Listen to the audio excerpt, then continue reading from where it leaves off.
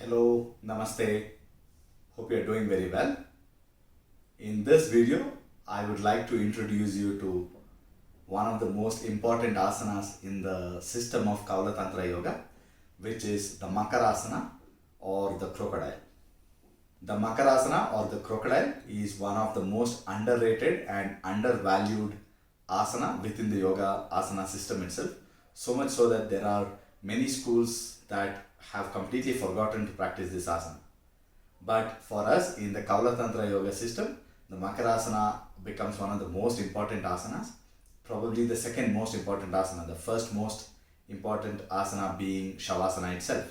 Now, Makarāsana would be the opposite of Shavasana because in Shavasana you're lying down on your back and you're completely relaxing and doing a body scan as you lie down in Shavasana. But in Makarāsana, you're lying face down and you're doing a body scan. Through Makarāsana, you cultivate relaxation to such a level that you are truly hibernating like a crocodile. You completely allow yourself to shut off from all the external noises and be able to completely hibernate and go into a very meditative state. My master always says that the Makarāsana is probably the most difficult asana to master, and he says it takes you 10 years to master.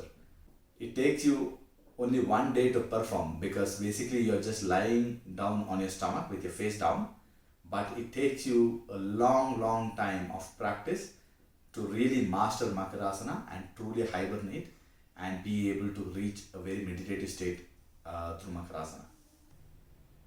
But nevertheless, Makarāsana becomes the foundation of all the asanas that you're practicing with your face down. For example, the cobra or the bow or the downward facing dog or the plank, all these asanas have Makarāsana as the foundation. That is, Makarāsana is used as a resting asana between the transition of each of these asanas. I will quickly demonstrate how a Makarāsana is practiced so that you can take it into your day-to-day practice and culture your own Makarāsana. To start off with, you lie down with your face down. There are two variations of the Makarāsana.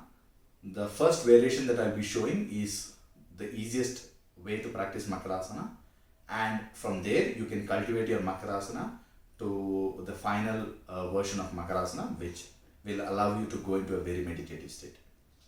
So to start off with, I will be lying down with my face down.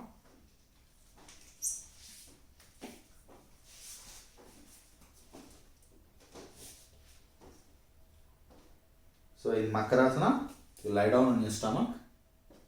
For the variation or the easier part of Makarāsana, you can start off by crossing your arms in front of your head and resting your forehead on your arms. You can keep your feet one shoulder width apart and your toes can be tucked in. So you can rest your feet on your toes. So this is the variation of the Makarāsana where you can rest your forehead on your arms, your feet are slightly parted and your toes are resting on the mat.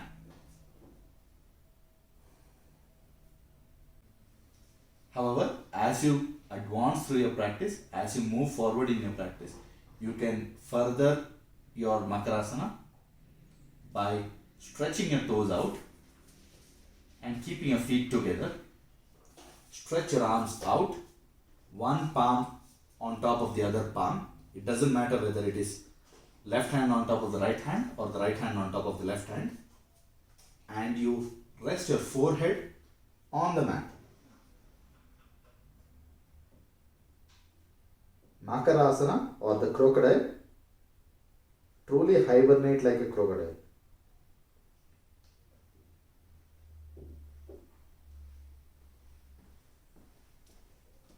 In the yogic system, we say that all asanas are created and treated equally and we should not have any bias towards any particular asanas.